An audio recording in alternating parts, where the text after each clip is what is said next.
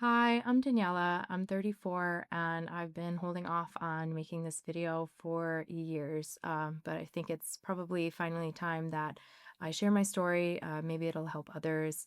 And I wanted to share how I came from being a Division I soccer athlete, being able to deadlift double my body weight, and then post-COVID, being diagnosed with a whole bunch of things, and in a nutshell, not being able to, go up a flight of stairs or take a hot shower without it triggering um, me being in bed for the rest of the day, in a nutshell, pretty much.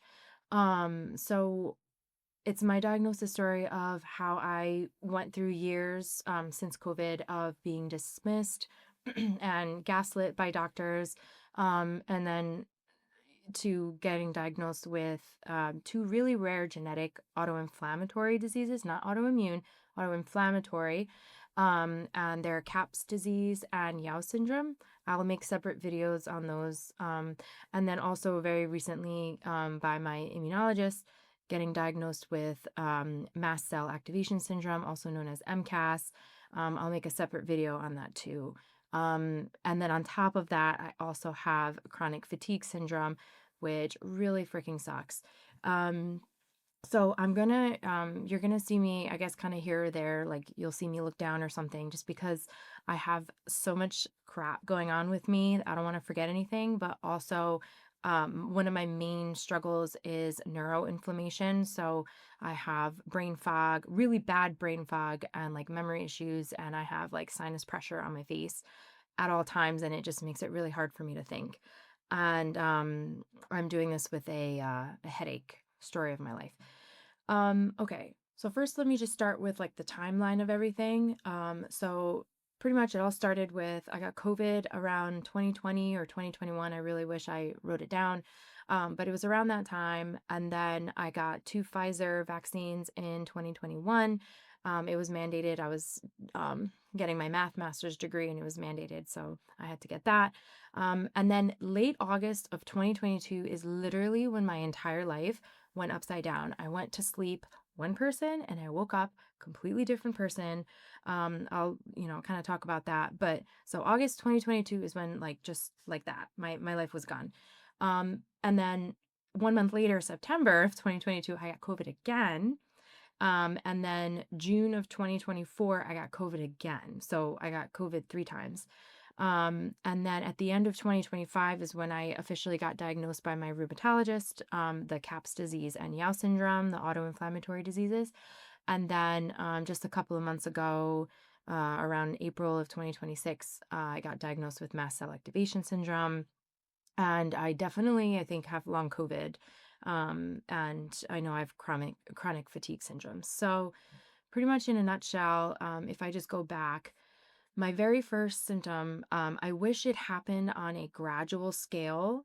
Um, no, it was just literally, as I said, I went to bed, one person, the next morning, literally snap of a finger, my whole life changed. Like out of nowhere, I woke up with a horrific migraine and it just did not go away. So within 6 months, I went to the ER four times to receive what's called like a cocktail of just like all these different types of medicines and going through an IV to break the migraine. And it didn't work. And one of those four times they even gave me morphine because they were just so bad and it didn't do anything. And so then April of 2023, it was my dad's 60th birthday. I'll remember it like it was yesterday. That was the last time that I on purpose ate gluten or yeast.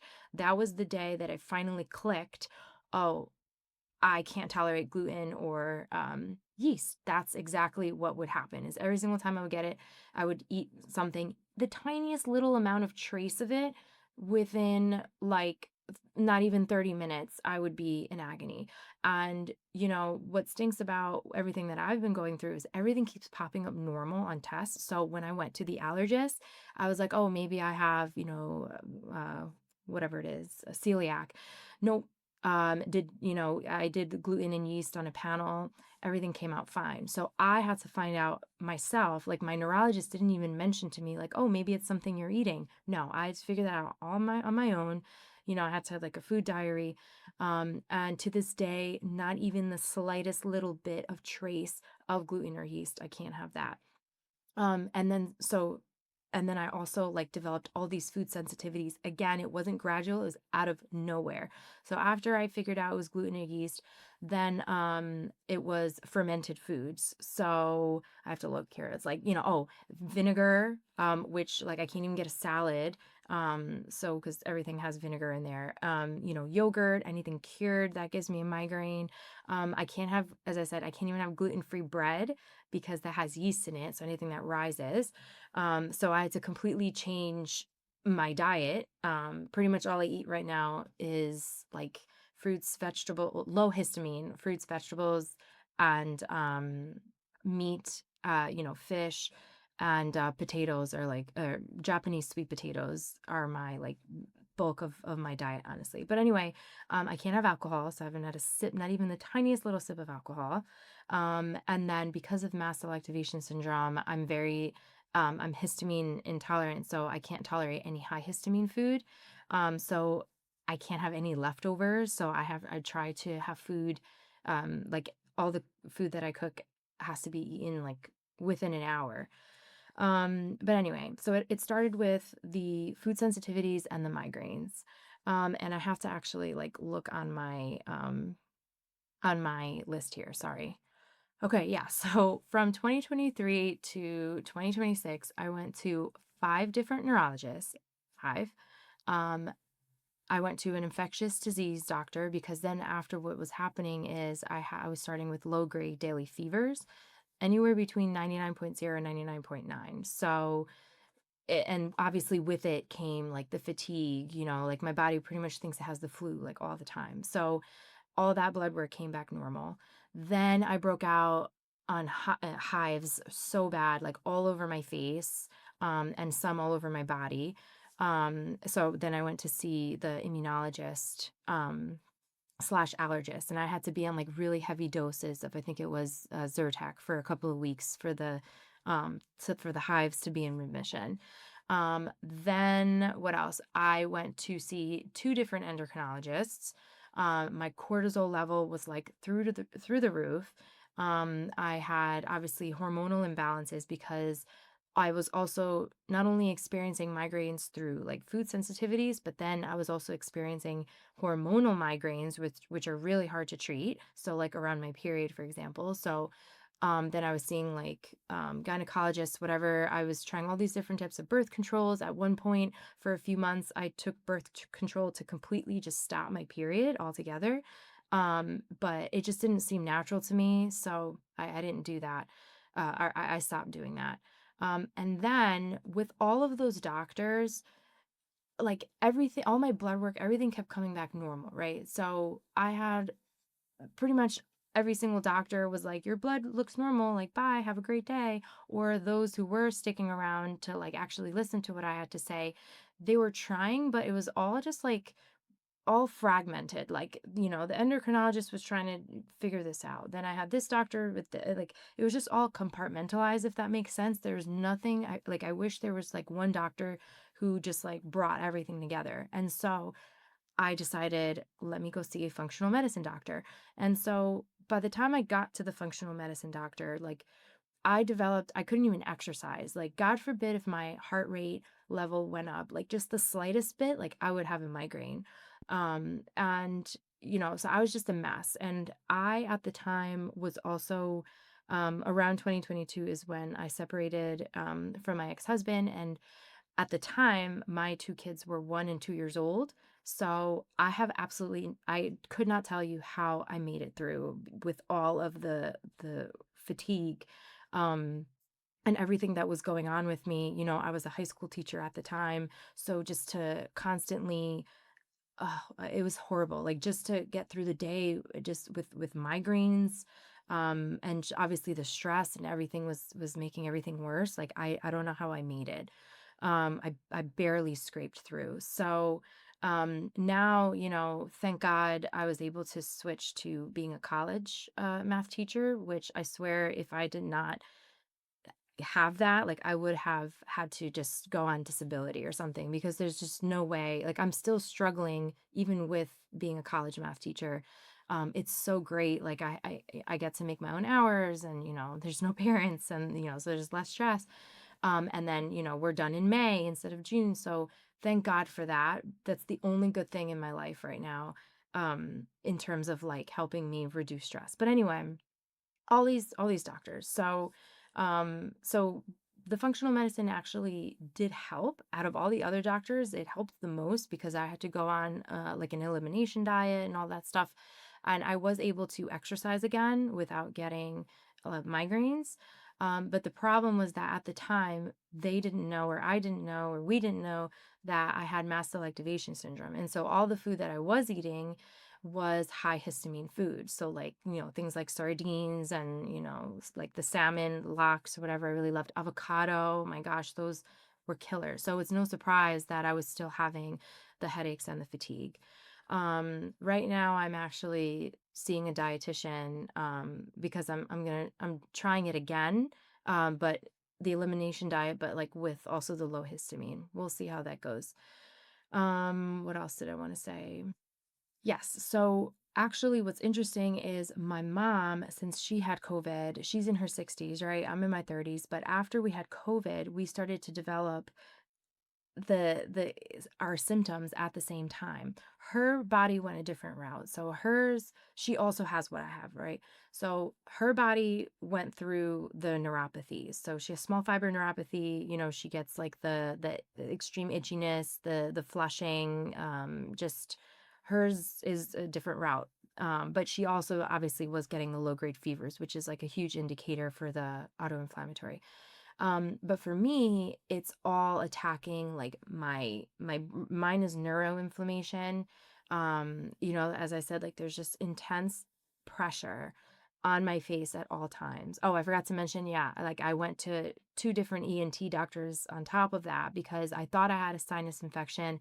I don't have a sinus infection, but I have sinus pressure on my face. So it literally just feels like there's a 10-pound cement block on my face at all times. And yes, it affects my ability to drive. Like I can't really drive anymore because like my depth perception is just off completely. And then like I have really dry eyes. But it's just like my brain is just so inflamed because there's mast cells that's also in your brain on top of that. So for me, it went that route, like the migraines, right? So everything is on my head area. So she started to, we went this way, and then we ended up meeting in the middle. So her neurologist ended up saying, "Hey, why don't you? There's this rheumatologist in Long Island, New York, like a Stony Brook University extension. His name is Dr. Yao. He's a special like rare disease doctor." So that's how she got referred. And that's the person who diagnosed her with the CAPS disease and Yao syndrome, named after Yao himself. So then my mom was like, "Oh, it's genetic, and I'll make separate videos on these autoinflammatory diseases because I don't want to make this like a 2-hour video." Long story short, I got tested, lo and behold, that's what I have. So, where am I now? And I'll again, I'll do this more in the other videos, but I just started a biologic for that. It's called Ilaris. I tried Kineret. That's like another one. It didn't work so well. I'll talk about that in a future video, but I'm only 2 shots in. So Dr. Yao said, you're supposed to wait maybe at least like 3 months to see if you can start seeing a difference. So I have my third shot coming up soon, so I'll keep you guys updated. But how am I getting through the day? I am seeing weekly therapist. I'm actually weaning off Lamictal. It's a mood stabilizer. I've been on it for 4 years because I had postpartum depression after both my kids. But I'm weaning off of that. I've been wanting to for a while, but it seems like it's a good time now because I also started what's called biofeedback therapy. You could Google it. And I feel like it's really, really helping. And I almost forgot to say, I can't believe it. Like I had to look at my notes because I don't want to miss anything. But I'm extremely sensitive to light and sound. Like I can't like picture this is what I always picture, like that autistic kid who's like overstimulated and when they're having like a tantrum, they'll like cover their ears and like go back and swing back and forth and kind of will just yell and scream. Like that's how I feel or that's how see myself sometimes because all of just like the stimulation on the outside world just really like my nervous system and my immune system is just so shot and is working so hard all the time and is in fight or flight all the time that everything is just like so overwhelming. And it just gets me, I get overstimulated so easily. And I have to look on my notes because yeah, see, I forgot. I also have fibromyalgia on top of it. I have chronic pain. I'm in and out of the physical therapist for the last 6 years. He's seen literally every single one of my body parts. I swear to God, like all the way down to like my big toe. Right now, my neck as usual, that's always like flared. But it's always like some body part that's in pain. And then on my really bad flare days, with the autoinflammatory diseases, the best way that I could describe it is that every single cell in my body, like every single like muscle fiber in my body is in pain and there's really like nothing that we can do. I just bought like compression socks and I feel like it's helping a little bit.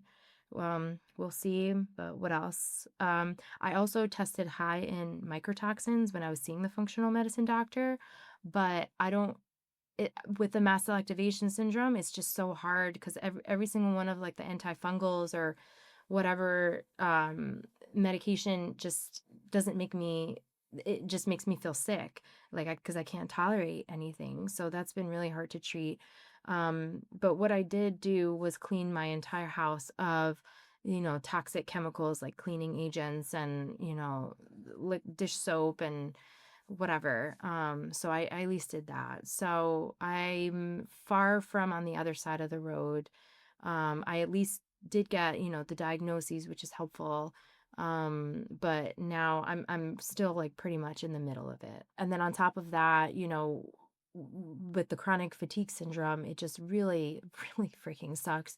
My kids are 5 and 6 years old now, but it's really sad. And it they all they know me is by being in bed. And my 5-year-old daughter just a few months ago was like, why are you always sick, why are you always in bed? And it just broke my heart.